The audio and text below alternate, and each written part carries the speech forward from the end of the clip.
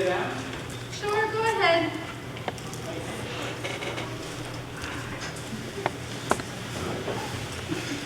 I hope you don't mind my asking, but what is this? This is my Jesus. He's my Savior. He's wonderful. Yes, he is. My name is Jerry. What's yours? Alice. Alice. That's a great name. So, Alice, what brings you to the park on a beautiful afternoon like this? Oh, I love sitting in the sunshine and breathing in the fresh air and getting some quiet time. Oh, I agree. Quiet time is important. Yeah, go crazy without quiet time. It's a crazy world with a lot of crazy people. There certainly are. I'd go crazy if I didn't have my Jesus to talk to about everything. He's wonderful. Yeah. I don't have many friends, you know. Really? Yeah. But my Jesus is a friend that sticks closer than a brother. I take him everywhere. Lo, I am with you always, he said. So, you take this everywhere with you? Sure. What about the movies? Do you pay for him? Of course. I mean, you wouldn't want to have me stick him under the seats or something. He'd miss all the fun. And he'd get messy from all the popcorn and drinks and gum and stuff. Oh, yes. You wouldn't want Jesus to get butter on his beard. You know, I used to try to take him on dates in the church and stuff, but some people are not comfortable with my Jesus around. And, you know, so I tried witnessing door to door with him. And, you know, there were times I could see two cars in the driveway and actually sometimes people in the window. They wouldn't answer the door. You don't say. I do say. And so one day I had this great idea. I could actually hear people out in the backyard having a party. So, seeing the gate unlocked, I stepped right in and I said, "Never fear, my Jesus and I are here." Oh, my. That didn't work out so good either. Well, what happened? Oh, it's a terrible story. Oh, but it's one I'd love to hear. You insist. Well, the kids all started screaming. And then one of them knocked the wife into the pool. And then the husband started yelling at me, poking me with his barbecue tongs. And then the worst. I couldn't believe it. Well, what happened? Then the dog came out. And he bit Jesus right there. It was all I could do to get him away from him. And then he took a piece of my pants as I was getting over the gate. Wow, that's quite a story. Yeah.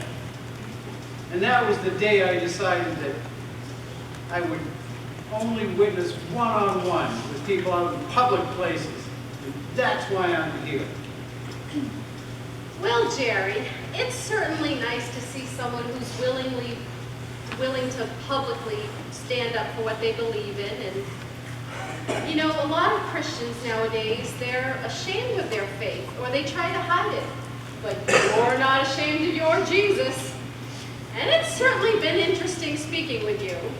Really? Thanks. Most people just ignore me or walk away. I'm not ashamed of my Jesus. And I don't want him to be ashamed of me someday, you know? I'd like to introduce you. This is Jesus Christ, the only begotten Son of God. Hello, Jesus. Jesus says it's very nice to meet you. And he loves you, and he'd like to be your friend, too. I'm sorry, Jerry, but I didn't hear him say anything. maybe you don't have the ears to hear. I have ears. See? I heard you say that. Well, you know, I heard a radio preacher say that we are the mouth and hands and feet of Jesus. So I speak for him, and I carry things for him, and I take him places. Jerry, I see you're very zealous for your Jesus, but I feel like I need to explain something, and I don't know how to do it without hurting your feelings.